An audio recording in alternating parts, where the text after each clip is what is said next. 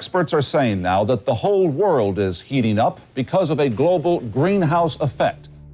Scientists had been saying for a long time that climate change might occur, but 1988 is the year when Jim Hansen and his team at NASA say, both in the scientific peer-reviewed literature and in public, that it's actually happening. The changes in atmospheric composition that humans were making was going to have a big impact on the Earth's climate. The greenhouse effect has been detected, and it is changing our climate now.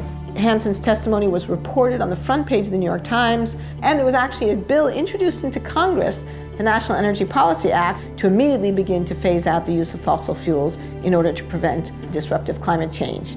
And of course, that was supported by the creation of the IPCC, the Intergovernmental Panel on Climate Change, that year. So there was political momentum, there was scientific momentum, there was strong scientific evidence, there was media attention, and then the whole thing kind of fell apart.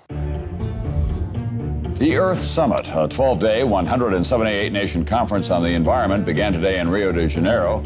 Battle lines are already drawn between the haves and the have-nots. So far, all the agreements are non-binding, requiring no specific action on the environment. As time has gone on, the scientific warnings keep intensifying, and yet there has been no effective political response. All political efforts to get a handle on this issue have essentially failed. I am the one that is burdened with finding the balance between sound environmental practice on the one hand and jobs for American families on the other.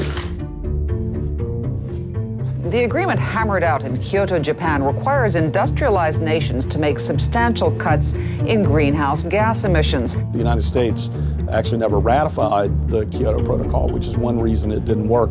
President Bush ignited a storm of controversy when he decided to abandon the Kyoto Protocol, which sets caps on the emissions of greenhouse gases in developed nations. For nearly 2 weeks, the U.S. delegation had blocked proposal after proposal, draft after draft, refusing to even discuss mandatory cuts in greenhouse emissions.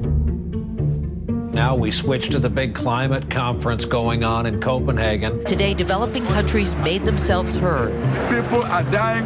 Led by Africa, 135 nations, including India and China, staged a 5-hour boycott, angry over what they say are insufficient carbon cuts proposed by the world's rich countries. If Hollywood had been writing the story, you know, it all would have come right in the end, and all the nations would have pledged their best effort. And nothing like that happened. The thing was a fiasco, a failure. The frustrations of the last 10 days explode on the streets of Copenhagen. Outside the Bella Center, where negotiators still haven't reached a climate agreement, 2,500 protesters try to storm the hall to make an impact. Nothing happened because the fossil fuel industry was still strong enough to scare nations into avoiding the issue. What happened in Copenhagen for a lot of people was this realization no leader was coming to save us.